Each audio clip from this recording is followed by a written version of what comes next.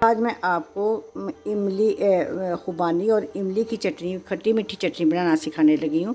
ये मैंने 1 पाव इमली ली है। इसको मैं रात भर पानी में भिगो लिया था, 2 गिलास पानी में डाल के। उसमें से मैंने थोड़ा सा पानी रखा है। इसमें से मैंने 1 प्याली जो है ना वो गुड़ की ली है, और 1 प्याली जो है ना मैं इमली का पल जो है ना वो निकाल के रख लिया हुआ है। और ये जो गुड़ है, जो मैं थोड़ा सा पानी इसमें से निकाल के रखा है, उसमें मैं भिगो दूँगी। ये देखो, इतना सा पानी मैंने इसमें से निकाल के रख लिया था, और इसी पानी के अंदर मैं ये गुड़ डाल देने लगी। इसको मिक्स करके इसको मैं पास ढक देती हूँ और पकाना शुरू करती हैं, और बताती हूँ कि कौन कौन सी चीज़ों की ज़रूरत है। व्यूअर्स, मैंने फ्राई पैन ऊपर रख दिया। अब हम ये खुबानी डाल देते हैं और इसको 15 मिनट के लिए पकाएंगे। और साथ ही हम थोड़ा सा अदरक वो डाल दूँगी।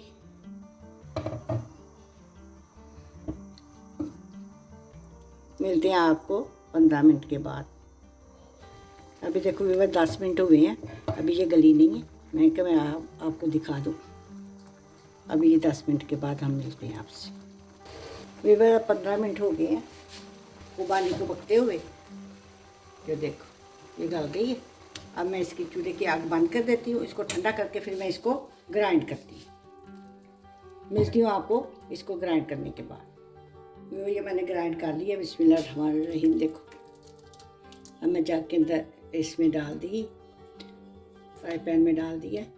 और ये जो लगी है जग के अंदर, वो मैं थोड़ा सा पानी डाल के तो उसको उतार लूँ। चूल्हे की आग मैंने ऑन कर दी है, और ये जो जग के साथ लगा हुआ था, थोड़ा सा पानी डाल के तो मैंने वो भी इसके अंदर डाल दिया, जो ग्राइंड की हुई थी खुबानी। और ये जो 1 प्याली गुड़ था भिगोया हुआ, वो भी मैंने डाल दिया। इसके अंदर मैंने थोड़ी सी पीनट भी डाली है। अब इसको अच्छी तरह मिक्स करेंगे। और ये इमली का जो पल था प्याली, वो भी मैंने इसके अंदर डाल दिया। बिस्मिल्लाहिर्रहमानिर्रहीम। और ये बहुत ही मज़ेदार चटनी जो है ना, रमज़ान के लिए मैंने आपको रेसिपी दी है। ये रमज़ान के लिए तैयार कर रही हूँ चटनियाँ। 1 टीस्पून मैंने नमक लिया है, 1/2 टीस्पून मैंने सुरख मिर्च का पाउडर लिया, 1/2 टीस्पून मैंने धड़ा मिर्च ली है, वो मैं इसके अंदर डाल दूंगी।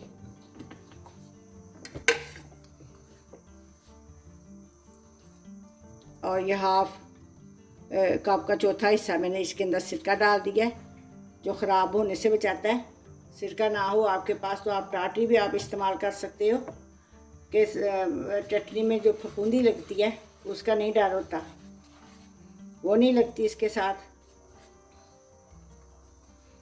तो इसको 10-15 मिनट के लिए हम पकाएंगे। जो हमने पानी एक्स्ट्रा डाला है, गुड़ का पानी था, वो सारा खुश्क हो जाए, फिर मैं बताती हूँ आपको। ऐसे मैं मुसलसल चमचा चलाते हुए इसको पकाऊंगी।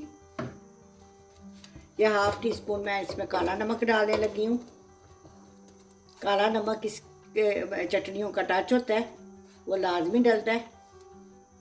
अगर आपने नमक मिर्च इससे ज़्यादा रखनी हो तो आप रख सकते हो अपने टेस्ट के मुताबिक। और इमली थोड़ी सी इसमें डलती है ताकि ये खट्टी और मीठी होती है। और मैं आपको इमली की चटनी भी बनाना सिखाऊंगी। इस स्टेज पे आके मैं थोड़ा सा ज़्यादा कलर डालूंगी इसमें। मीडियम टू लो आंच मैंने इसकी रखी हुई है, और आराम आराम से जो पकती है।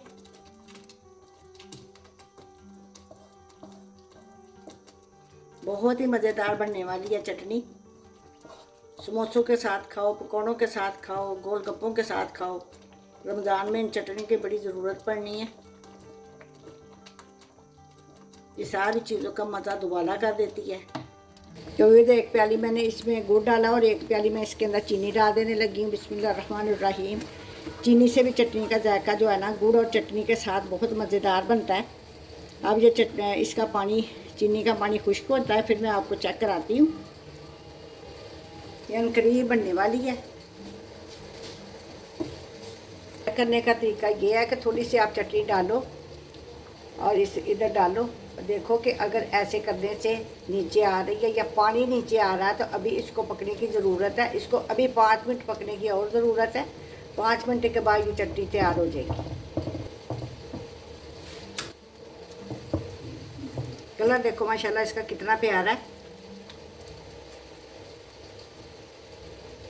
इसमें 1 प्याली गुड़ गया और 1 प्याली चीनी गई है। 1 पाव इमली थी और 1 प्याली पलब जो था ना इमली का था। आप इसके अंदर अपने टेस्ट के मुताबिक नमक में ज़्यादा कर सकते हो। 1 टेबल स्पून भी आप डाल सकते हो। जिसने ज़्यादा चटपटी बनानी है वो ज़्यादा कर दे।